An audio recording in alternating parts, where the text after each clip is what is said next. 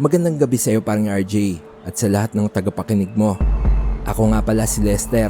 Dati akong CCTV operator sa isang mall dito lang din sa Metro Manila.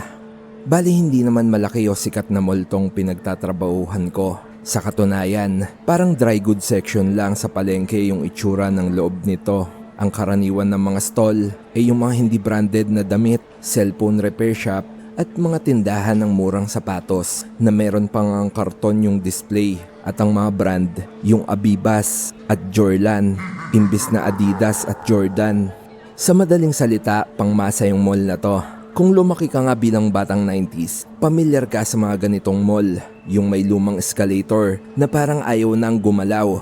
May mga ukayan na may pabango pa ng naphthalene balls at food court na may turo-turo at ice scramble. Minsan nga may mga nagtitinda pa ng pirated CD kahit matagal na ang dapat wala nun. Ang mga karaniwang insidente nga na binabantayan namin sa CCTV ay yung mga magnanakaw ng wallet, ng scam ng tindera o mga babaeng nag-aaway dahil sa maling sukli. Pero hindi tungkol sa mga scammer o away yung kwento ko paring RJ, kundi sa mismong kababalaghan na naranasan ko na nagpaniwala sa akin na totoo pala ang mga multo. Nagsimula to sa isang stall ng ukay. Night shift ako. Sarado na yung buong mall. Ako na lang at si Kuya Maki yung naka-duty sa CCTV room. Habang tinitingnan ko yung monitors, napansin ko na may gumagalaw sa harap ng ukay stall sa second floor. Parang manikin. Pero alanganin yung ayos. Medyo tabingi yung ulo niya. Tapos ang tagal niyang nakatayo lang sa harap ng salamin. Bali mabanggit ko lang na hindi naman kasi sobrang linaw nung CCTV camera. Bali aninag mo yung hulma ng mga bagay pero pixelated pa din talaga. Nag-zoom ako at dun ko napansin na parang kuba yung likod nito. Manikin na kuba? Napatanong ako sa sarili ko pero maya-maya pa napaisip ako. Wala naman talagang manikin sa pwesto na yun dahil ilang beses na akong nakapagbantay dun. Alam ko kung ilan lang yung manikin sa harap. Inisip ko nga na baka naabutan lang ng pagsasara yung pag-aayos ng mga bagong manikin sa ukayan. Tinawag ko si Kuya Maki. Buddy, tingin mo, manikin ba yan? Tanong ko sa kanya. Parang hindi Wala namang ganyan dyan dati, di ba? Dahil nga sa kuryosidad, bumaba ako para personal na tingnan. Pagdating ko sa stall, napakunot yung noo ko dahil wala akong nakita. Sarado yung roll-up at wala ni isang manikin sa labas. Katakataka kung ano man yung nakita namin sa CCTV wala na yun dun ngayon. Habang tumitingin nga ako sa paligid, bigla na lang nagradyo si Kuya Maki. Lester, huwag kang gagalaw. Bakit buddy? Tanong ko. Balik ka na dito sa CCTV room, bilisan mo. Hindi ko alam kung bakit pero bigla akong kinilabutan. Sobrang lamig ng hangin bigla sa paligid ko. Mabilis akong naglakad pabalik sa CCTV room. Palingon-lingon ako sa madilim na pasilyo ng mall sa mga stall na nakasarado at nakabalot ng net. May pakiramdam ako na parang may nakatingin sa akin.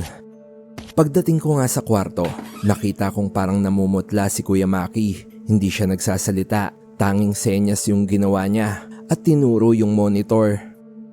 Nirewind niya yung footage at nanlaki yung mata ko sa kilabot. Nang tignan ko ito, kitang-kita ko sa monitor. May figura sa likod ko. Parang tao pero sobrang stiff.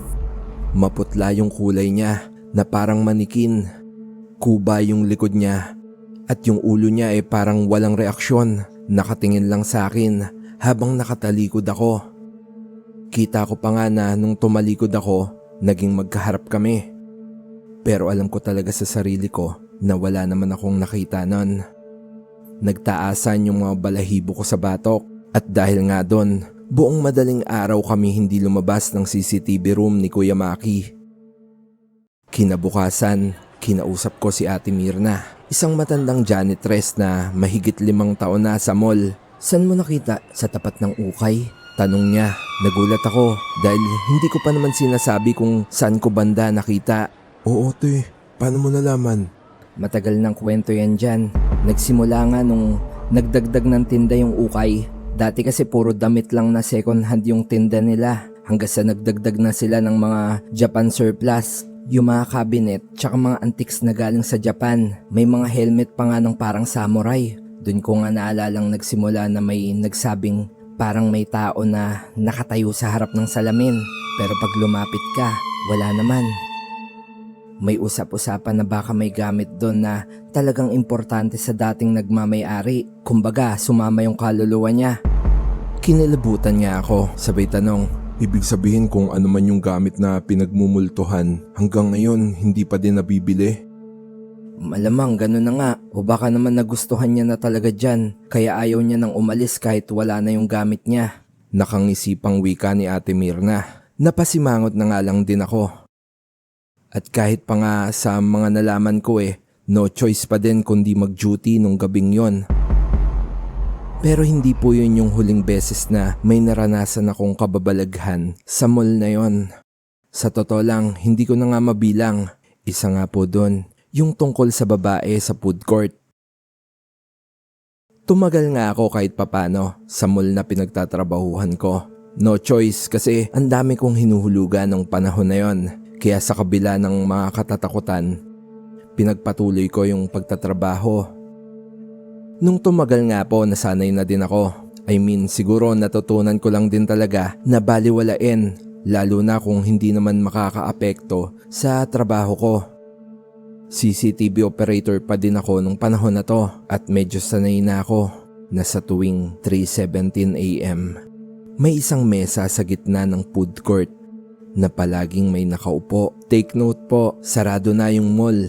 Patay na halos lahat ng ilaw. Nakapatong na ng pabaliktad yung upuan sa mga mesa. Pero isa po sa mga to, ang kapansin-pansing meron pa ding nakaupong tao. Babae. Natatakpan ng mahaba niyang buhok. Yung mukha niya. Hindi siya gumagalaw. Nakayuko lang. Nung una nga pinupuntahan pa namin ng kabady ko yung pwesto na yon. May gabi nga na sinilip ko pa mismo yung mesa ng actual. Niradyo ko yung kabady ko noon na si Kuya Bernie kung nakita niya pa ba yung babae sa CCTV. Hindi siya sumagot pero sinabihan niya ako na tignan ko yung ilalim ng mesa. Sinunod ko naman siya. Lumapit ako sa bakanteng mesa. Yumuko ako at nakita kong may bandal sa ilalim nito. Camille Love Stefano. Nagulat ako nang may parang humaplos sa kamay ko nung basahin ko yung nakasulat. Bali nakapatong kasi yung kamay ko sa lamesa habang nakadukwang ako sa ilalim nito. Napaupo nga ako sa sahig sa sobrang gulat. Napaangat yung ulo ko. At laking gulat ko po nung makita ko ng harap-harapan yung babaeng nakaupo. Masyadong madilim para makita ko yung mukha niya pero kahit ganon, nagmamadali pa din akong tumayo at tumakbo pabalik sa CCTV room. Simula nun hindi na ako pumunta ng actual sa food court tuwing ganong oras. Pag nagra-rounds kami o umiikot sa vicinity ng mall, sinisigurado ko muna na wala yung babaeng nakaupo.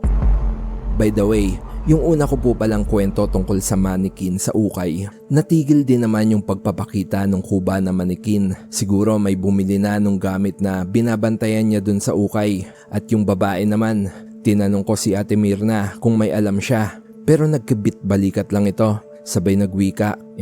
Wala naman akong napalitaan tungkol sa nagmumultong babae sa food court. Ang natatandaan ko lang, minsan nang may babaeng ineskortan ng mga gwardya dahil magsasarado na yung mall ayaw pa din umalis ng babae.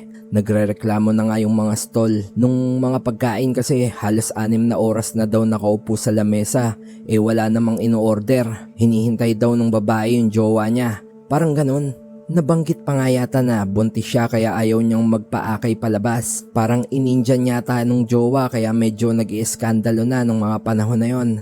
Hindi ko na alam yung nangyari dun sa babae at hindi ko din alam kung may kinalaman siya dun sa babaeng nagpapakita kamo tuwing madaling araw sa food court. Pero sana mali yung iniisip ko. Napabuntong hininga nga ako sa mga sinabi ni Ate Mirna. Sa totoo lang, naiisip ko din kung ano yung pinupunto niya. Pero kung ano pa man, siguro magiging malaking misteryo na lang yun lahat. Sa mga magtatanong po pala kung bakit hindi namin pinakita sa superior namin yung mga nakikita namin sa CCTV, pinapakita po namin yon.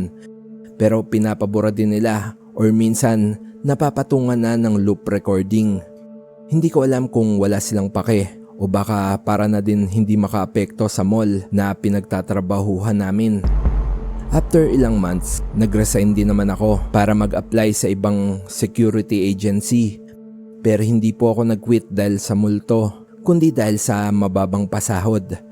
Sa ngayon po, sa isang private company na ako naka-assign at nakakatawa mang sabihin pero hindi na po yata ako makakatakas sa mga kababalaghan lalo sa ganitong linya ng trabaho.